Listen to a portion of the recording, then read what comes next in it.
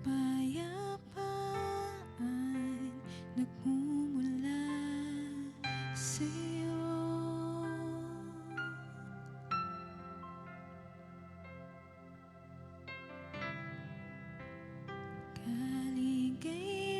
Kaligayahan nakamit sa piling mo.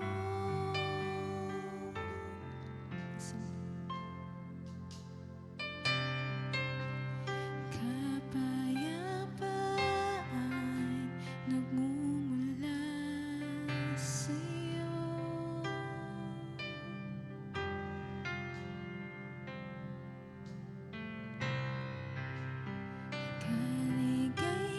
Kaligayahan nakamit sa piling mo.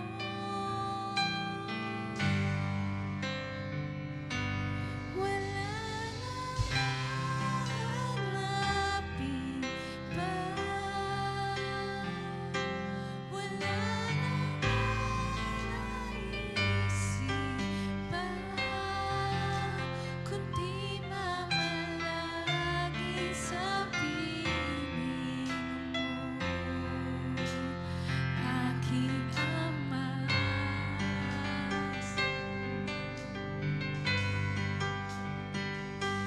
Wala nang papantay sa'yo, nag-iisang Panginoon. Kaya ang naisin ng puso ko sa piling mo. Minsan pawitin po natin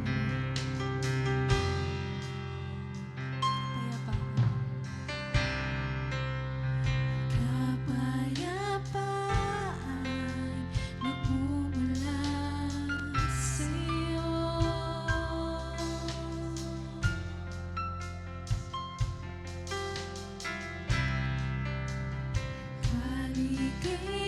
Kaligayahan nakamit sa piling mo.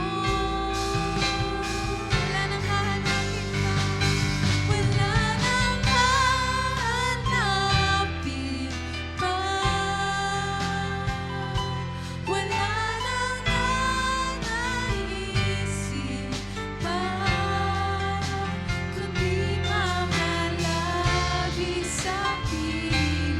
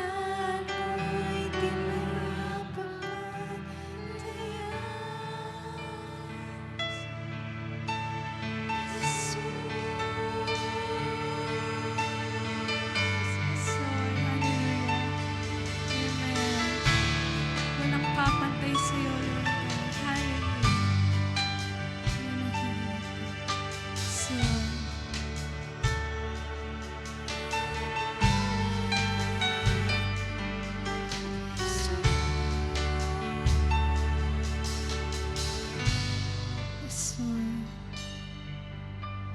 Amen. Ayan po, palakpakan po natin ang Panginoon. Amen. Hallelujah. Amen. Diba? Ang saya-saya po sa piling ng ating Panginoon, diba? Kaya, ngayon pong umaga, todo bigay po nating papurihan siya. Amen.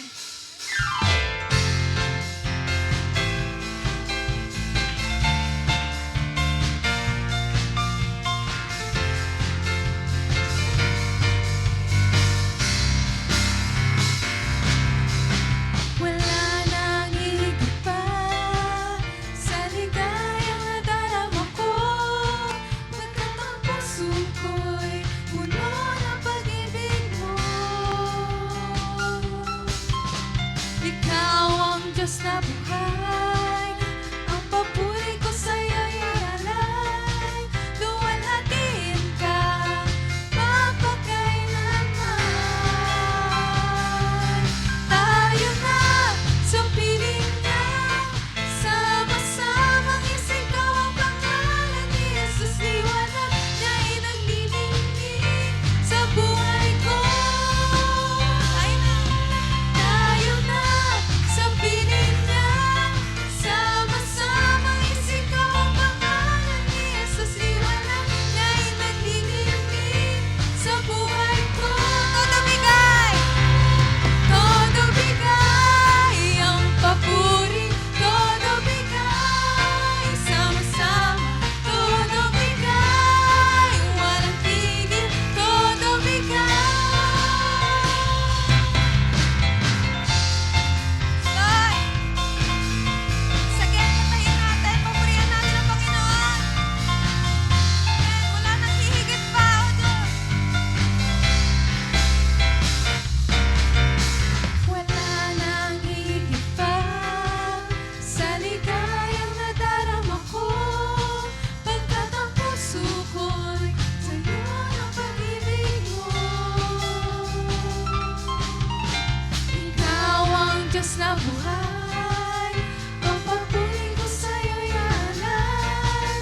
Luwalhatiin ka, mapakailanman. Tayo na sa piling niya, sama-samang isigaw ang pangalan ni Jesus. Liwanag niya'y naglilingling sa buhay ko. Tayo na sa piling niya, sama-samang isigaw ang pangalan ni Jesus. Liwanag niya'y naglilingling sa buhay ko. Once again, todo bigay ang papuri, todo bigay sama-sama, todo bigay walang tigil, todo bigay ang papuri, todo bigay sama-sama, todo bigay walang tigil, todo bigay. Oh, for the last time, sabihin natin, todo bigay ang papuri, todo bigay sama-sama, todo bigay walang tigil, todo bigay, todo bigay. Amen. Hallelujah. Wala na kami papapurihan pa, kundi ikaw lamang, Panginoong Diyos. Amen. Amen. Hallelujah.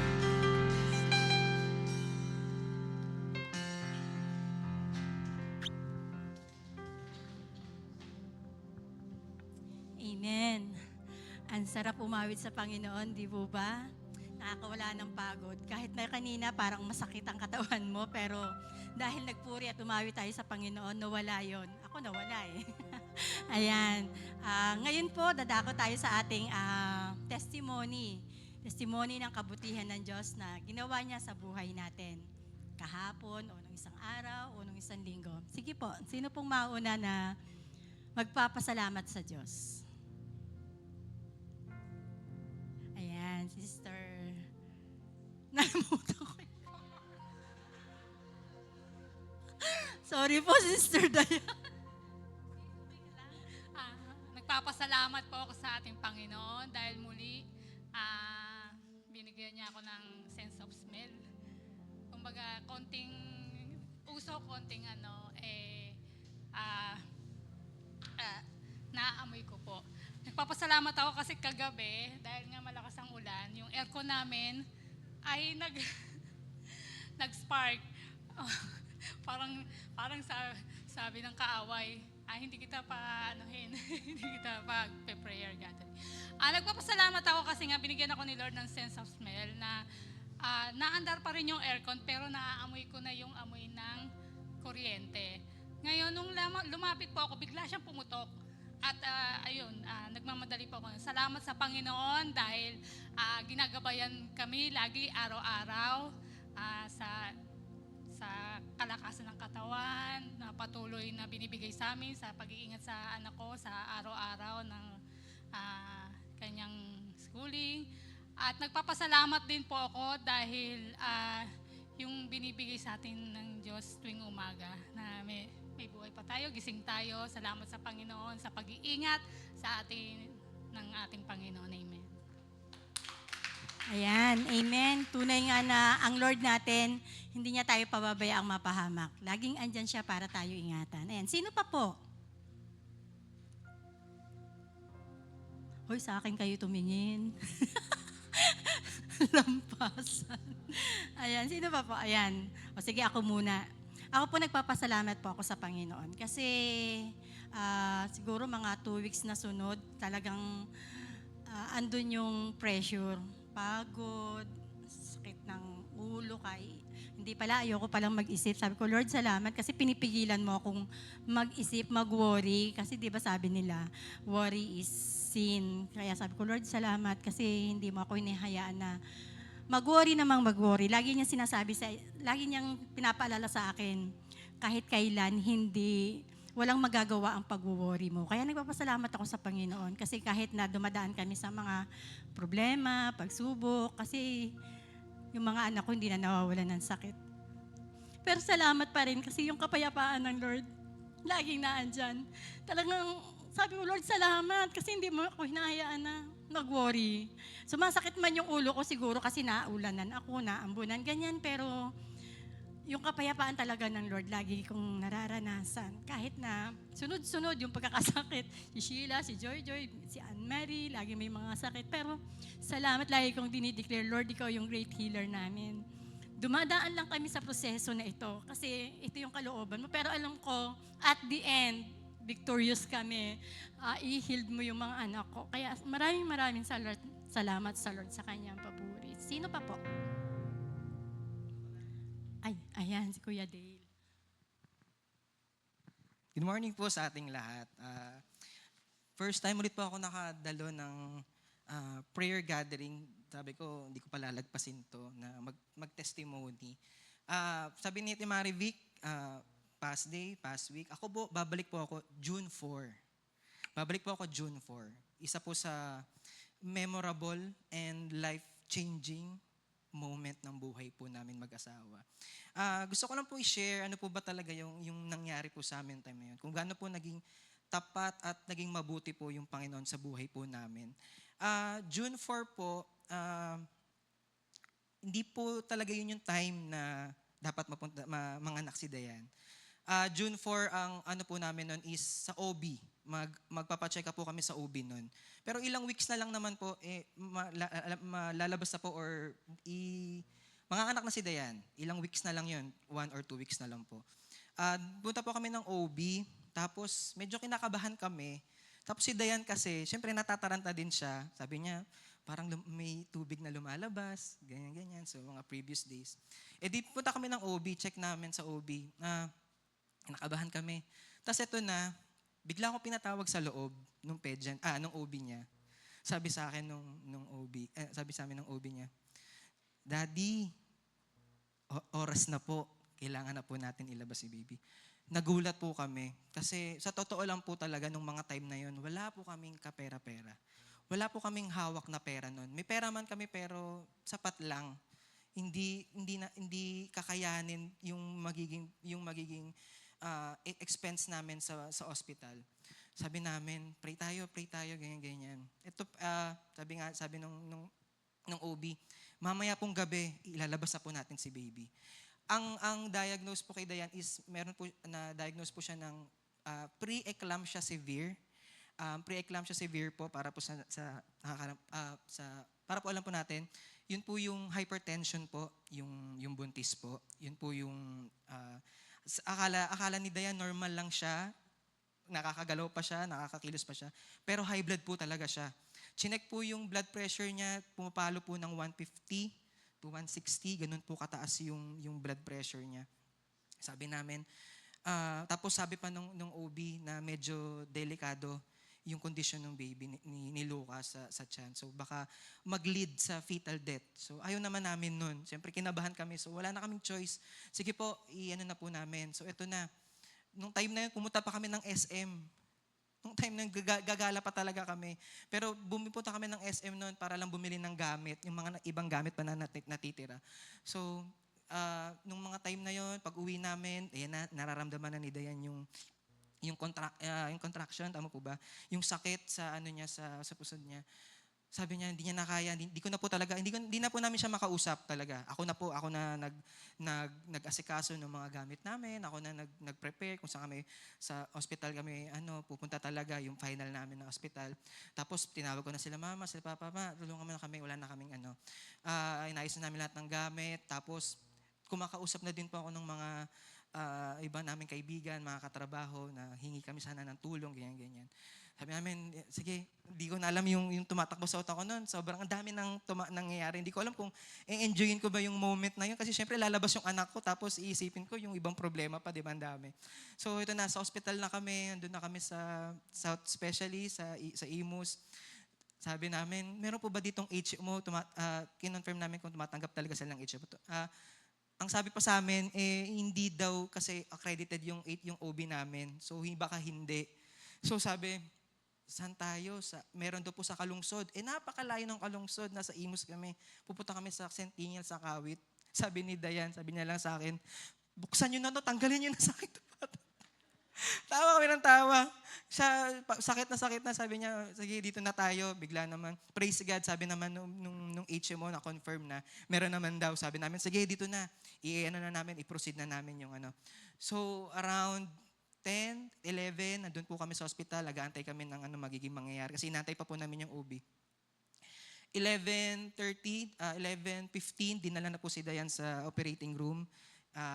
Sinimula na po yung delivery, yung CS. Emergency CS po yun. Tapos po, 11:45, baby's out na po. Pero, ayun, may message po ako, tinext po ako nung sa baby's out na nga po. Tapos, nung mga time na yun, dami kong pinipila pa. Ang hirap pala talaga pag na-hospital, kahit sa ganong moment. Fill up ng ganito, ganyan. Nagpipil up ako, pero si Dayan, dinadala na doon. Hindi ko man lang nasamahan yung asawa ko, di ba? Tapos, antay ako sa operating room. Sabi sa akin ng doktor na, Sir, Daddy, may message na lang, update na lang po namin kayo kasi ongoing na po yung operating. So, akit na po ako sa taas, sa kwarto po namin. Tapos, nag-text nga po yung sa nurse sa NICU na baby's out na nga. So, pumunta po ako. Then, from that moment, sabi ko, na-relief ako. Kasi ang lakas sumipa. Kahit maliit yung baby, si Lucas, ang lakas sumipa. Sabi namin, hindi namin na-expect na ganun siya kalakas. Kasi sabi ng OB sa amin, may tendency po na mahina po yung baby ha. May tendency po na maliit po yung baby. May tendency po na mahina talaga yung katawan niya. Baka yung iyak hindi ganun kalakas kasi syempre hindi po naging fully developed yung bata sa loob ng tiyan. So nung bumaba po ako sa NICU, sa ICU po na nakita ko po yung anak ko. Lakas sumipa at umiiyak ng malakas. Sabi ko, praise God. Hay, salamat Lord. Grabe yung move mo, yung kilos mo na hindi mo kami binabayaan sa moment na yun. Sabi ko, i-relief na yun. Okay, relief na yun. Next na problem naman yung mga iba pang problema namin. Si Dayan, nagkaroon po siya ng complication nga po yung pre-eclampsia. Lagi pong mataas yung blood pressure niya, hindi bumaba. Ito pa po yung sistema. Binalik na po si Dayan sa room namin. Tapos hindi pa po namin kasama dun si Lucas po. Nasa NICU lang po yung anak po namin. Kasi syempre po kailangan pa po siya ng Pasensya na po mahaba kasi nasa June 5 pa lang po ako eh. Nasa June 5 pa lang po ako eh. Yun po, wala ako.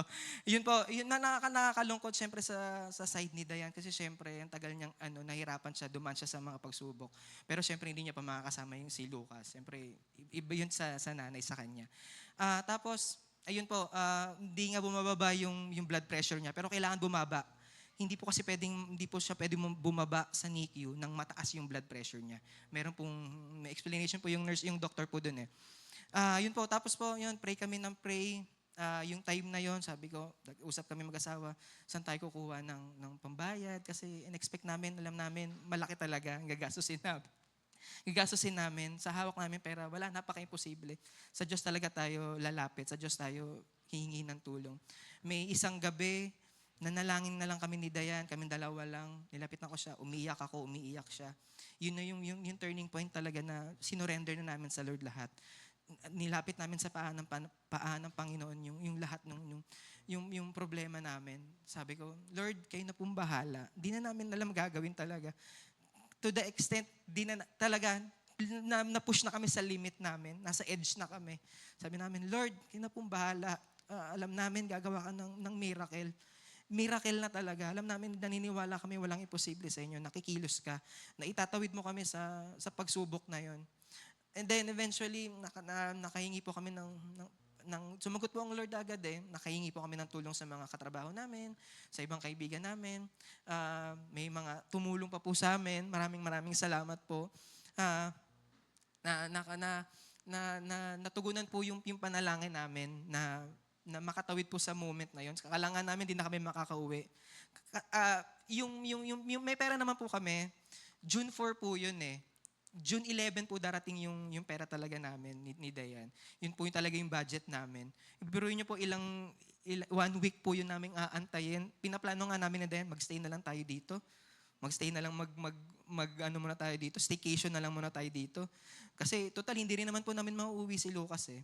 Kahit po umuwi kami, may iiwan po si Lucas talaga. Sabi namin, magstay na lang tayo dito, yan na lang natin lumaki yung bill natin.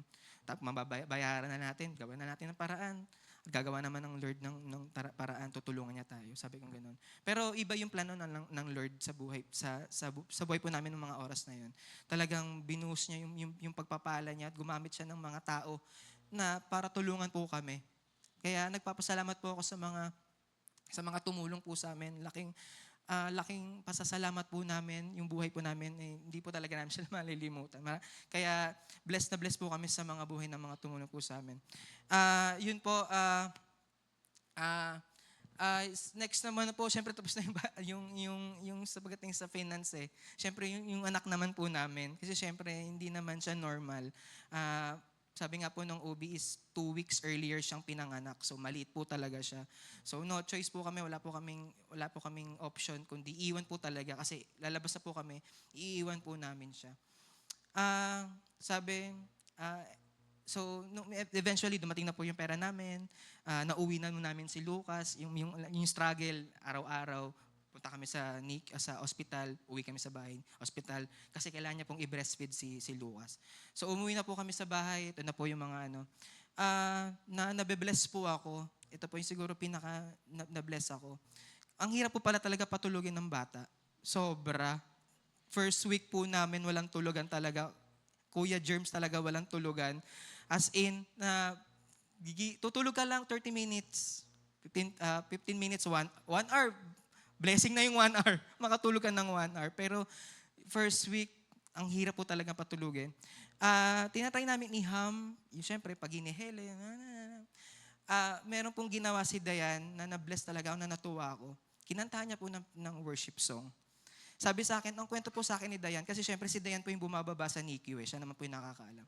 Meron pong, sa NICU po kasi siyempre magkakatabi po yung mga baby. May mga baby po doon na premature din, may mga baby na same ng condition ni Lucas. Sabi ni Dayan, meron doon isang nanay, kumakanta siya ng worship song. Ang kanta po, ang kinakanta po, marami pong worship song pero yung isa po yung tumatak sa laging kinakanta. Yung kanta pong, kay buti-buti mo, Panginoon. Sorry ba? Sa lahat ng oras, sa bawat araw, na-realize ko yung kung gaano po kabuti yung Panginoon sa buhay po namin. Simula po nung nung nanganak si Dayan hanggang yung struggle, kay buti-buti ng Panginoon. So, ang galing, nakakatulog si Lucas pag kinakantahan namin ng kay buti-buti mo. Kasi sabi ni Dayan, kinakantahan yung anak niya ng kay buti-buti mo. Siyempre naririnig ng ibang baby yun. Kahit pa paano, kahit hindi natin sabihin natin hindi agad nakakarinig, pero kumikilos ang Lord eh. Papasok sa utak sa tenga nila yung kantang yun. Sabi ni Dayan, siguro favorite ni Lucas to eh. Buti-buti mo. Pinupuri, sinasamba kita. Paulit lang namin hina kami yung kantang yun. Nakakatulog si Lucas. Na-bless ako doon kasi hindi lang para kay Lucas, pero para sa aming mag-asawa na kay buti-buti talaga ng Lord sa buhay po nating mga Kristiyano. Mabuti ang Diyos. Hindi po niya tayo iiwan, hindi niya tayo pababayaan sa lahat ng oras. Sa lahat po ng pagkakataon, kikilos ang Lord talaga. Kahit di natin kahit di na natin isipin na panghihina na tayo ng loob, pero kumikilos ang Lord eh. Kasi mabuti siya, kasi tapat siya sa mga anak niya. Kaya yun po yung pinaka naging namin ni Diana. Kaya from dun sa moment na yun, nung kinakanta namin siya, kinanta na din namin siya ng iba't ibang ng mga song. Pero choosy po si Lucas, ayaw niya ng English, Tagalog lang po. Kinanta po namin ng Goodness of God, umiiyak, ayaw. So balik kami sa kay buti-buti mo, gano'n lang ulit, kahit ulit-ulit nakakasama. Hanggang naging banal mong tahanan, naging pupurihin ka sa awit, naging marami kaming inawit, puro kami worship song tuwing gabi, hanggang naging nakasanayan na namin. Kaya nagpapasalamat ako sa Lord, sa inyo po, sa prayers nyo, sa support, sa lahat po ng pag-unawa, sa lahat po ng tumulong, sa lahat po ng nag-abot po ng tulong sa amin. Sobrang blessed. Sabi ko nga, life-changing talaga. Iba yung feeling na from binata ka, magiging tatay ka. Iba pala talaga yung moment. Ngayon, naintindihan ko na yung ibang mga katatayan natin, pag sinasabi nila ang sinishare nila is about sa anak nila. Yun nga yun. Talagang i-share mo talaga yung pinagdaanan nyo. Yung pinagdaanan nyo mag-ama, yung pinagdaanan nyo as a family. Yun po, haba na ako, pasensya na. Yun po, lahat po ng papuri, lahat po ng kaluwalhatian, lahat po ng glory sa Lord lang. Wala po kami doon, hindi po namin yun kakayanan. Binigyan lang po kami ng Lord ng resource. Binigyan niya lang kami ng lakas ng loob lang talaga. Binigyan niya lang kami ng blessing. Lord lang talagang kumilos po sa buhay namin mag-asawa, sa amin, sa family po namin ni Lucas. Kaya po, lahat po ng glory and honor sa Lord lang po. Thank you po.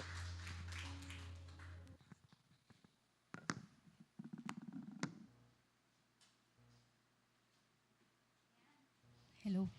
Gandang umaga po. So alam nyo na po ha, pampatulog pala yung kay buti-buti mo. Be, take note, Char. Ayan. Pero siguro depende sa boses, no? Yan, magandang umaga po sa atin lahat.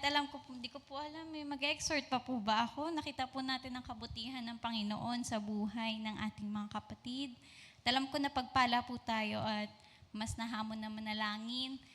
Pero alam ko po na may matutunan din tayo sa salita ng Diyos ngayong umaga na to. Kaya ipanalangin po natin yung salita niya. Hallelujah, Lord. Salamat po sa mga narinig naming testimony na nakapag-encourage sa amin, nakapagpatibay ng katotohanan, Lord, na tumutugon ka sa mga panalangin namin at ikaw yung Diyos na napakabuti, hindi nagbabago magpakailanman. Salamat po, Panginoon, dahil muli bubuksan mo ang aming kaisipan, bubuksan mo ang aming puso, ang aming Espiritu, Panginoon, para matuto muli sa iyong salita na napakayaman, Lord God. Salamat po sa iyo, O Diyos, pagpalain mo yung salita at tulungan mo kami na maunawaan ito at matanggap ang mensahe na nagmumula sa iyo. Sa iyo po ang papuri at pagsamba sa pangalan mo, Panginoong Jesus. Amen. Yan po, sino po ang mahilig gumala dito? Yung mga halos nalibot na yung buong Pilipinas. Di ba po, may mga pinupuntahan na land tour lang, ibig sabihin by land. Yan, ang saya nila paggala. Land tour. So, by land lang. Tapos, alam naman po natin, medyo magkakalayo din yung lugar dito sa Pilipinas. So, mahaba yung biyahe. So, kung sakali man nababiyahe kayo ng long drive, yan, may mga driver tayo dito. Long drive. So, mga 5 hours, may 12 hours ba na biyahe? Alam mo, panorte ka. Yan, so napakalayo. Sa mga driver, sa mga naging pasahero, ano kadalasan ng first stop nyo? Stopover. CR. Ayan po, di ba? CR o kaya may pagkain, no? O kaya magpapagas. So, depende po no, kung ano yung pangangailangan at that moment. Pero ang kagandahan po, may mga stopover na nandun na lahat. Yung gasoline station, may mga kainan, syempre may restroom. Then minsan nga may souvenir pa, tas yung mga outlet shop, di ba? So yun yung mga gusto nyong puntahan. Then minsan, hindi na yung destination ng yung side trip sa mga outlet shop. Pero ibig sabihin po, dahil yung mga pasahero ay may mga pangangailangan, kailangan yung driver aware. So kailangan mag-stop siya kung saan meron. Minsan mga after 1 hour pa lang ng biyahe, yung magsasabi na, uy, daan tayo sa gasoline station na nagsi-CR ako. So may mga ganun po. Sa mga iba-ibang panahon or iba-ibang pangailangan, iba-ibang oras, pero kabutihan nga po ngayon dahil mga develop na may one-stop over na yung mga nagta-travel. At tayo po mga Kristiyano, napakahaba po ng journey natin. Diba po? May mga 30 years na nag-celebrate tayo, di ba? 30 years ng journey nila. Meron naman mga mas matagal pa. 35 years, 40 years ng journey dito bago tayo makarating dun sa destination natin talaga. At sa journey natin, alam nyo, tinuturo sa atin ng Panginoon, lagi naman naririnig natin, dapat ang first stop natin, in every occasion, in everything, at all times, ang ating Panginoon. At sa ngayong umaga, discover natin what will happen kapag hindi naging first stop natin ang Lord. Kapag meron tayong nararanasan, may pinagdadaanan, may mga desisyon at aksyon na kailangan gawin. At bakit hindi natin kailangan kalimutan na first stop natin ang Lord? May share po ako sa inyo. Alam ko, familiar tayo sa mga matitigas na ulo na Israelita. So, at kilala po natin si Joshua. Siya na yung next generation ni Moses. Pag-usapan po natin, main verse po natin, although halos buong chapter ang pag-uusapan natin kasi nandun yung kwento. Joshua 9, verse 14, basahin ko lang po sa English. The Israelites sampled their provisions but did not inquire of the Lord. So, hinighlight ko po dyan, but did not inquire of the Lord. Ibig sabihin, hindi po sila nag-seek, hindi nagtanong, hindi nag-ask sa Lord, but they sampled their provisions. So, ito po, di ba si Joshua, siya na nga yung sumunod kay Moses. Siya na yung ginamit na instrumento ng Lord para mag-cross sila from wilderness, papunta na sa promised land, tapos makonquer yung promised land. So sa simula, alam po natin yan, the fall of sa Jericho. So isang victory po nila yon. Meron pa, na-conquer nila next, yung Ai. Although may konting mishap doon, or merong naging problema, pero eventually, tinulungan sila ng Lord para maging victorious. At dahil dun sa victory nila, sa mga nangyari, kasi, sino ba itong mga Israelita na ito pumunta sa foreign land, sa tinatawag ng Lord na promised land para sa kanila. So, naging widely spread po yung mga nangyari na yon, pati yung mga kingdoms, pati yung mga kings na laman. So, sabi nung ibang king, sige, magsama-sama tayo para lupigin itong mga Israelita. Pero meron pong isang grupo ng mga tao na hindi sumali. Ito po yung mga Gibeonites. So, tingnan natin kung paano napakita ng Lord na importante na mag-inquire sa Kanya.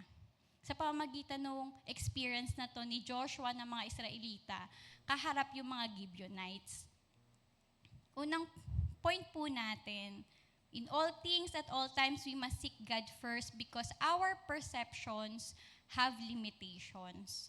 Perceptions have limitations. So perception po, yung sense natin or ability to see, to understand, to interpret, yung ibig sabihin, yung mga senses natin, ginagamit natin para ma-perceive, ma-distinguish, yung mga bagay-bagay, pwede rin itong discernment, insight, kumbaga pagkaunawa, yung pagtingin natin, yung pandaman natin dun sa mga bagay-bagay. So our perceptions, so malinaw po sa atin yung perception, our perceptions have limitations. Paano natin ito makikita dun sa kwenta ni Joshua, ng mga Israelita at ng mga Gibeonites? So sa verses 3 to 5, ang tawag ko dito, behind the scenes.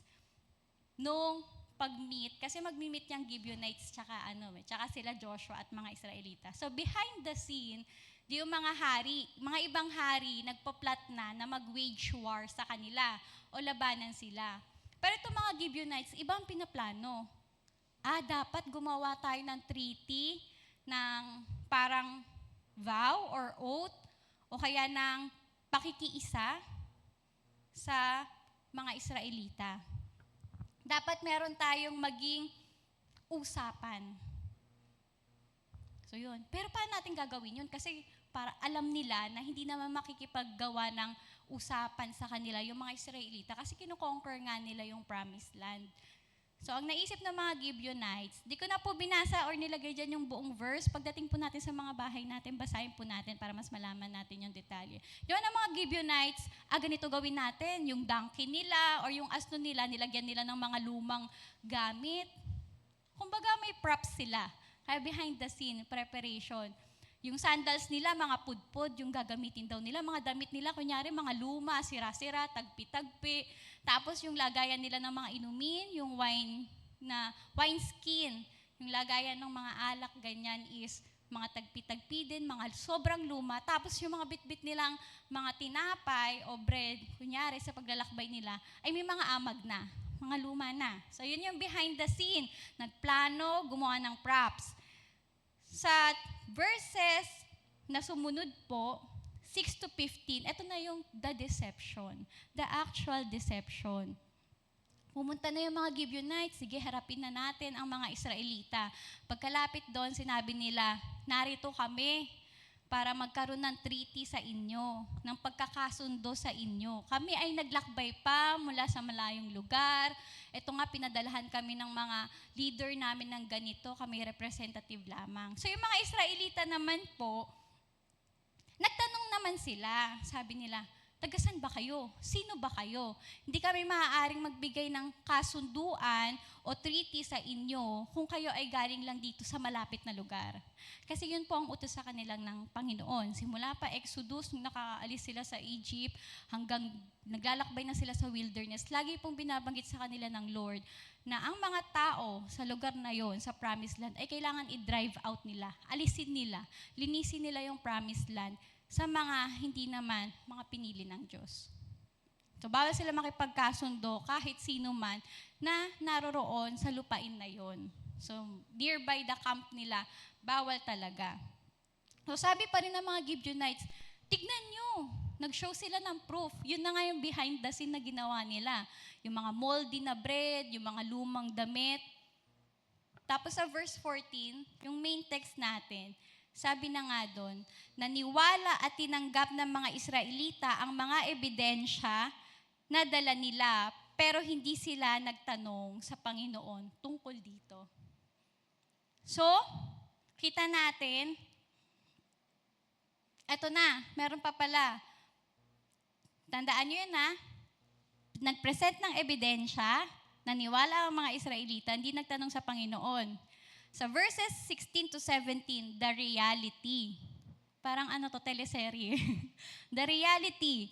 Sabi sa 16 to 17, pagkalipas ng 3 araw, pagkatapos pagtibayin ang kasunduan, nabalitaan ng mga Israelita na malapit lang pala sa kanila ang tinitirahan ng mga taong iyon. Kaya umalis ang mga Israelita at matapos ang 3 araw, nakarating sila sa mga lungsod na tinitirahan ng mga taong iyon. Ito'y ang mga lungsod ng Gibeon, Kephira, Birot, Kiriat Jearim. So medyo mahirap bigkasin yung mga pangalan ng lugar. Pero ang mode of transportation po ay paglalakad, di ba? Mostly doon. 3 araw nila nilakad, nakarating na sila doon sa lugar. Ibig sabihin, malapit lang. Nearby lang.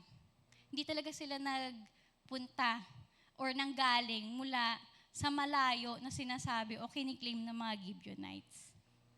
Yung mga leaders ng mga Israelita, yung mga nakausap ng mga Gibeonites, ginamit nila yung sarili nilang perception. Yung sarili nilang senses. Siguro na mata. Kita nila mga luma, moldy, siguro inamoy-amoy pa nila yon. Pero nga, nag-ready kasi ng props yung mga Gibeonites. Pero dahil ginamit nila yung human senses nila, human perception, na-deceive sila. So, ano po nangyari doon? Na-break nila yung isang instruction sa kanila ng Lord.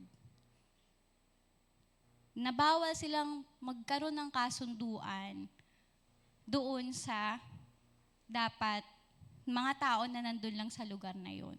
Nakita po natin dito na yung human perception natin ay limited. Hindi natin makikita kung ano talaga yung mga motibo, ano yung hidden details, ano yung future sa sarili natin. Minsan may mga kakayanan tayo doon, di ba? Magaling kumilatis ng tao. Yan. Parang kakaibang skill yon sa atin. Lalo na yung siguro sa mga nasa corporate, mga nag-hire ng tao, ganyan. Kikilatisin mo, kikilalanin mo. Ano ba to? Tanggap ba to o hindi? Pero nakikita dito na limited pa rin talaga po tayo. May mga bagay tayo na hindi natin maunawaan, may mga pangyayaring hindi natin alam yung gagawin, may mga desisyon na kung walang gabay ng Panginoon, sarili lang natin, hindi natin malalaman ano ba yung dapat natin gawin. So dapat po natin maunawaan, kaya in everything at all times, we must seek God first because our perception have limitations. Alam niyo po, napangunahan na sila ng Diyos bago dyan eh. Bago pa po lumakad si Joshua at yung mga Israelita. Nung itinalaga pa lang si Joshua bilang susunod kay Moses na magdadala sa mga Israelita sa Promised Land, sa Numbers 27:21, sinabi na po sa kanya, he is to stand before Eleazar the priest, who will obtain the decisions for him by inquiring of the Urim before the Lord. At his command, he and the entire community of the Israelites will go out, and at his command, they will come in. So meron pong kaparaanan noon yung mga Israelita to know kung ano ba yung instruction sa kanila ng Lord. To know kung they will go or they will not go. Is it a yes or a no? So ito po yung Urim. Parang casting lots po yan. Pero holy lots po yung tawag dyan. Ibig sabihin, nag-i-inquire pa rin sila sa Lord.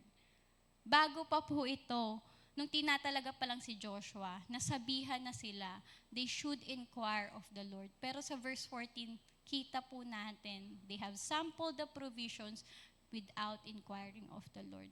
And with their human perceptions na limited, they have been deceived. Kaya po, di ba, ano po nangyari kay Prophet Samuel?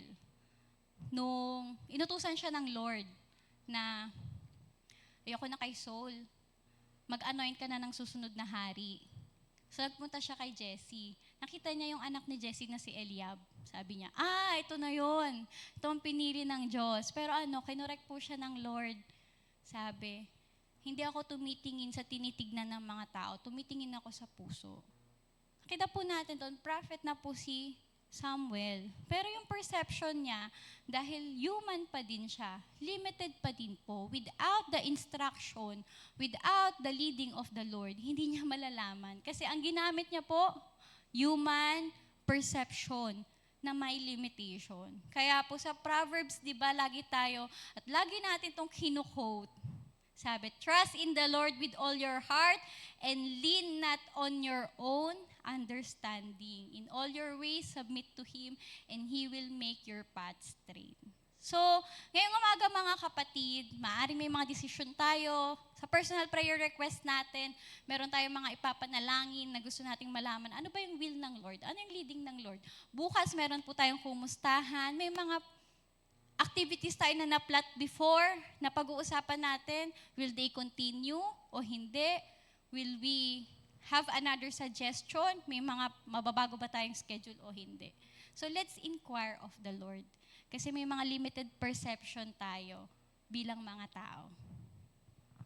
So, mamaya po sa panalangin natin, kasama po sa prayer items natin yung kumustahan para bukas, yung lahat ng activities natin, mga personal request natin.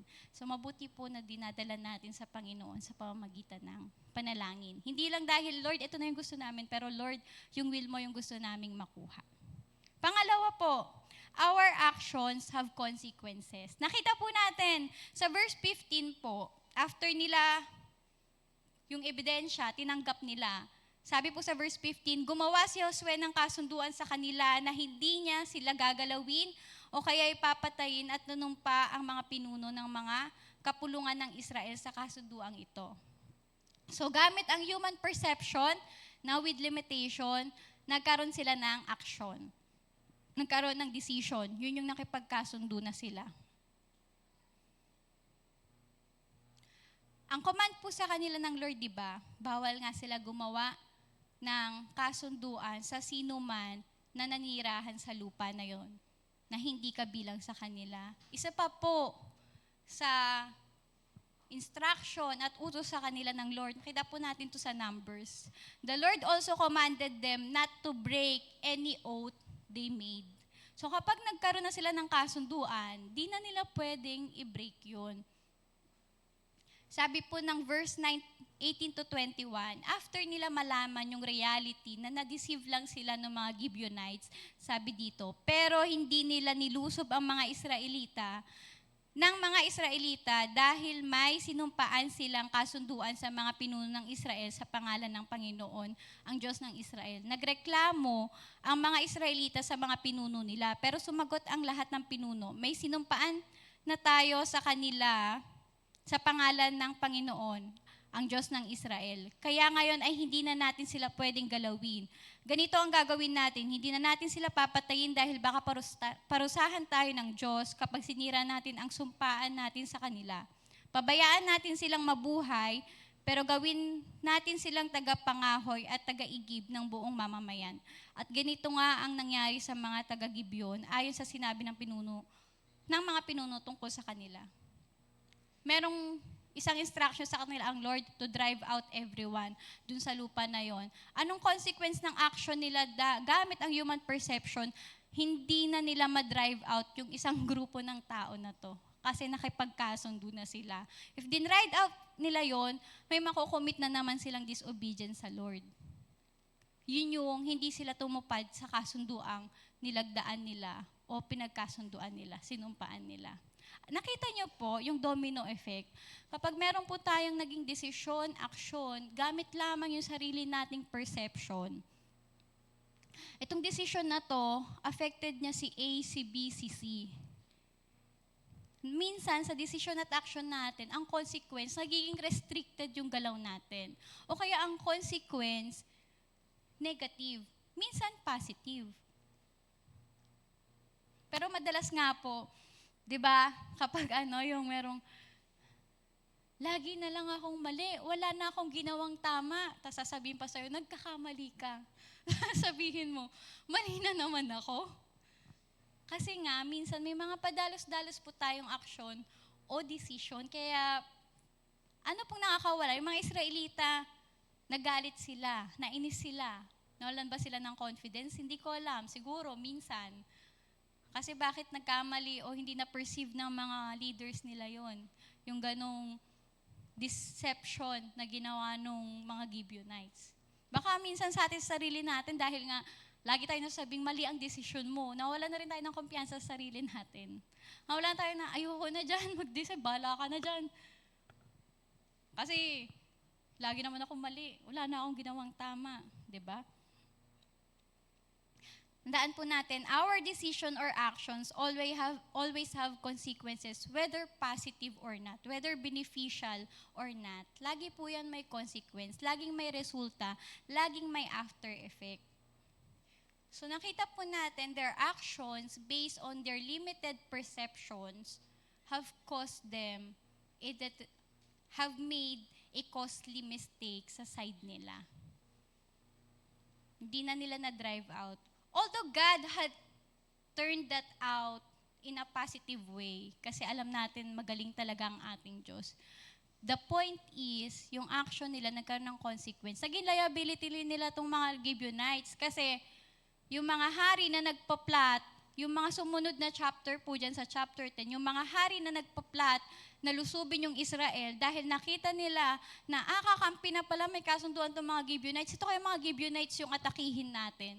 So yung mga Israelita, wala silang magawa. Kailangan nilang protektahan yung mga Gibeonites dahil sa kasunduan na yun.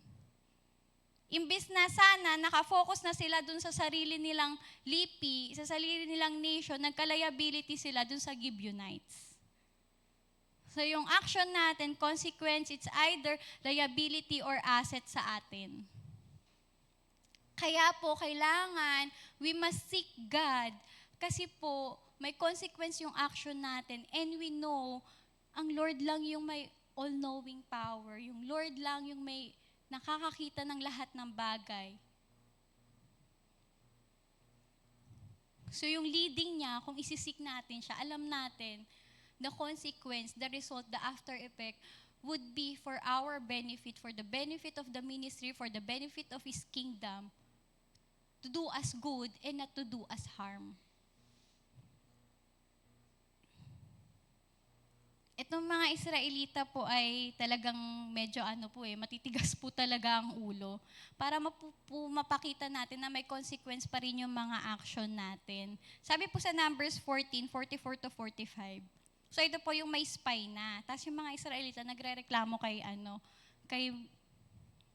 sa mga leaders ng mga Israelita na sana nandun na lang ulit sila sa Egypt, ganyan. Kasi nakakatakot yung mga kalabanin nila dito sa Jericho, dito sa Promised Land.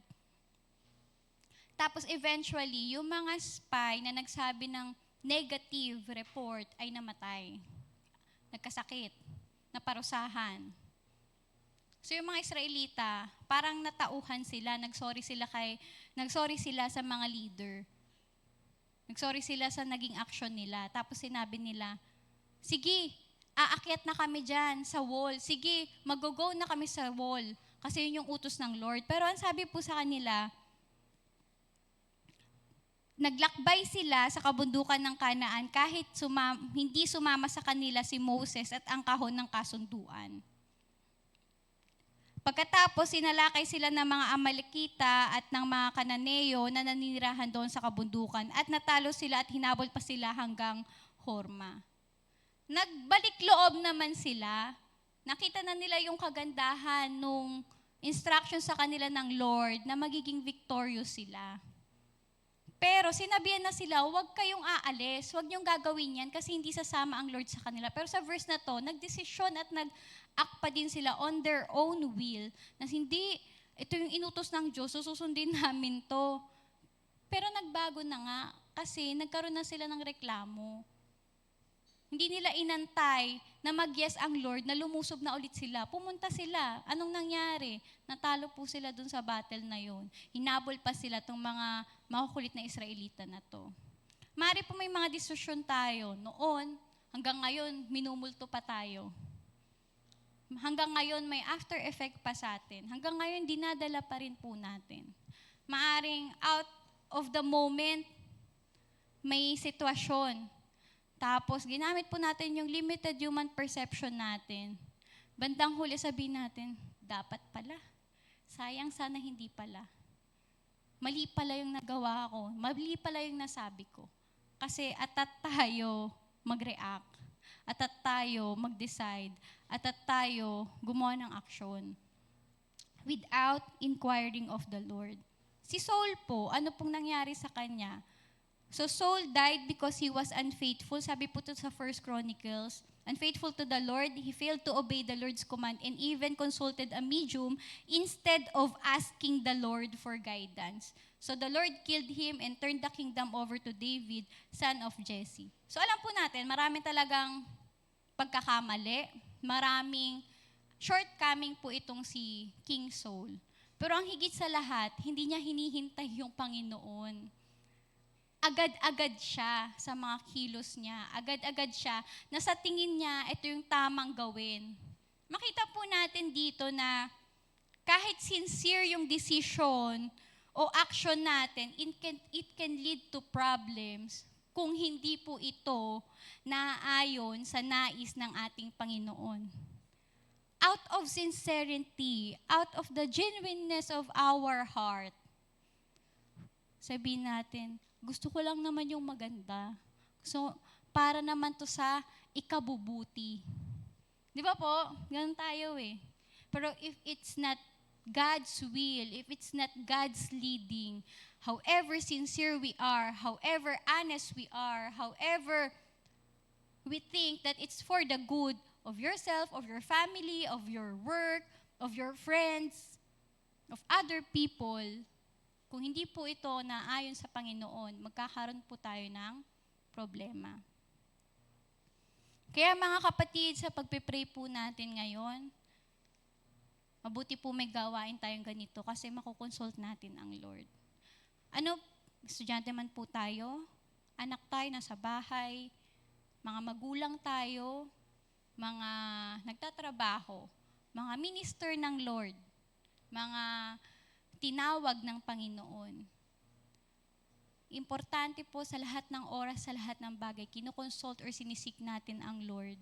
Sa pamagitan ng pananalangin, pagbabasa ng kanyang salita, pagdulog sa presensya niya, kasi po hindi natin alam ano ba yung consequence ng action and decision natin.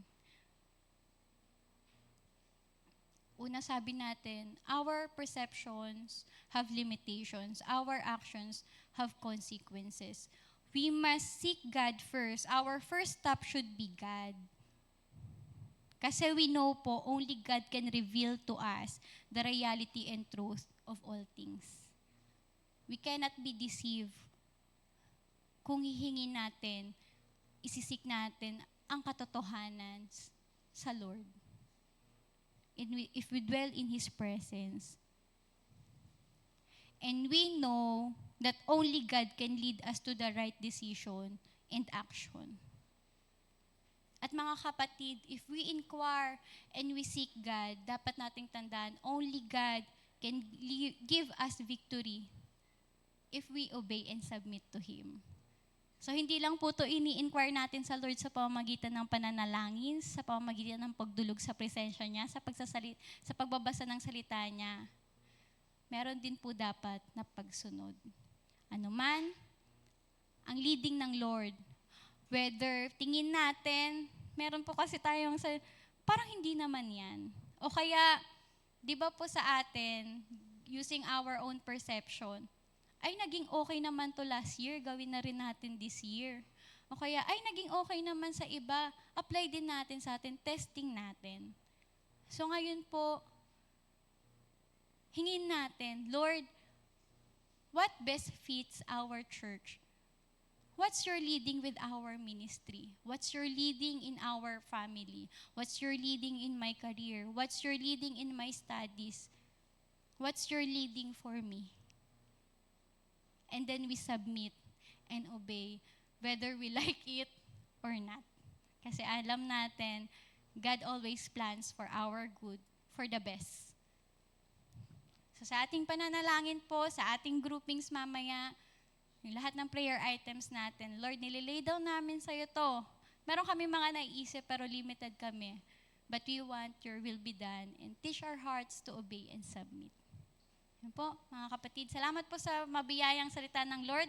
Nawa na hamon po tayo na laging isik ang Panginoon dahil ayaw po nating magaya kila Joshua kaharap ang mga deceiving na Gibeonites. So, papuri po sa ating Lord. Andito po si JR para sa groupings at para sa prayer items. Busy po sa likod. Yan. Nawa po ay napagpala kayo mga kapatid. Ayan, good morning po ulit. Bilang po tayo ng 1 to 6.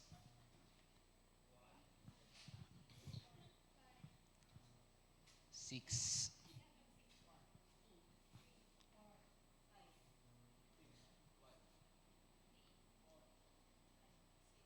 1, 2, 3, 4, 5, 6 si Ann.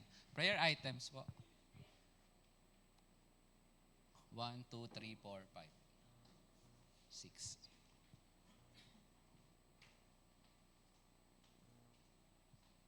Wait lang po. Ayan po. So magsama-sama po lahat ng 1, 4 po tayo per group. Pili na lang po kayo ng kulay ng nais nyo pong ipag-pray. So, prayer items po natin, God's guidance and leading po para sa coordinators meeting po tomorrow. SWCC workers po, healing po and financial provision, pati po yung mga Sunday activities po natin. special prayer request po for Brother Jeremiah. Meron daw po siyang trangkaso ngayon. Okay po, sige po, sama-sama na po tayo sa ating groupings. Maaga pa po, take time to pray po tayo. Thank you po.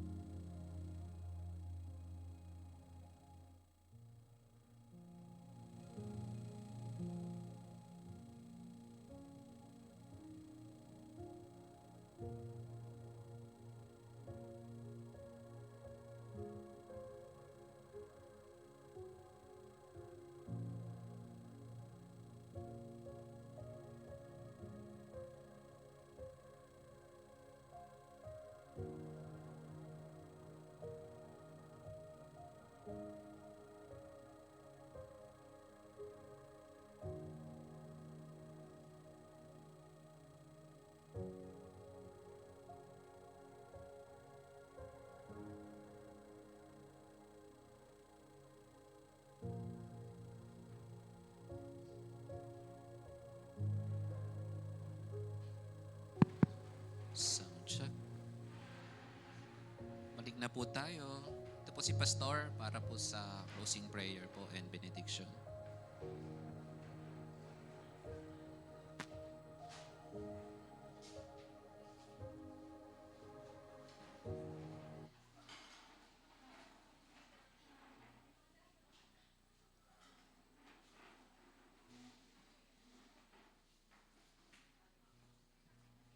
Morning ho, mga kapatid. Salamat po sa ating time of prayer. At of course, after this po ay ang rehearsal ng praise and worship. So, magiging nakasama natin sa online. Maraming salamat. Nawa po kahit kayo nasa inyong bahay, kayo po ay sumama sa amin dito para sa ating prayer. Tumayo po tayong lahat, mga kapatid. Praise God. At pagkatiwala po natin ang araw na ito sa Lord. Aming Ama, salamat po sa iyo. At ginadal niyo po kami sa umagang ito para dumalangit, magdalangin na sa isa't isa. Kagaya na sinabi niyo po sa inyong salita, we carry each other's burden and we pray for one another, Lord. Salamat din sa katotohanan na lagi kaming may Diyos na tatakbuhan at lalapitan sa panahon na marami kaming mga pangailangan, di lamang tungkol sa church, maging sa aming mga personal na buhay, sa aming family, at maging sa aming mga profession, dear Lord. Marami pong salamat dahil wala pong areas ng buhay namin na hindi sakop ng iyong biyaya, na hindi sakop ng panalangin. Sabi niyo nga po sa iyong salita, lagi kaming lalapit sa iyo dahil kayo po ay nagmamalasakit sa amin. Kaya sa oras na ito, Lord, nagtitiwala po kami na ang lahat po ng aming ipinanalangin ay kayo po ay kumikilos na o Diyos para sa katugunan ng lahat ng mga prayers na ito. Sa oras na ito, o Diyos, pinagkakatiwala po namin sa iyong rehearsal ng worship team. Ang iyong pong pagpapala, ang iyong pong gabay ay sumakanila, o Diyos. At sa iba sa amin na uwi na, ang iyong mayamang pag-iingat ay maranasan po ng bawat isa, o Diyos. Sa oras na ito, binabalik namin sa iyong maingat ang aming pagpupuri, ang aming pagsamba, at ang aming pagluwalhati, o Diyos. Dahil karapat-dapat kayo, aming Ama. Muli, ang aming pasalamat sa pangalan ni Jesus at tayo pong lahat ay magsabi ng Amen. Sige, kamay natin ang bawat isa. God bless us all. God bless us all.